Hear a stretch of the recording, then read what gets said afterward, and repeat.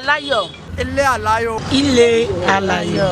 Ẹ káàbọ̀ sí Ilealayo TV. Orúkọ tèmi ni Blessing James. What we'll be discussing today is about the trending issues about this behaviour towards animal, especially dogs. Kí ló dé tó ń ṣe rò wípé nǹkan tó ń ṣe yẹn gan ni nǹkan tó tọ́ tó yẹ kán ṣe lásìkò yẹn? It's a very bad act.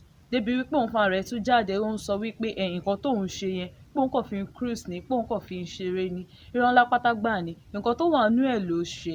To me, she did it because of her own pleasure. She want to feel among, she want to, ride the latest car, be among the big girl. So that is why she did it, which is very bad.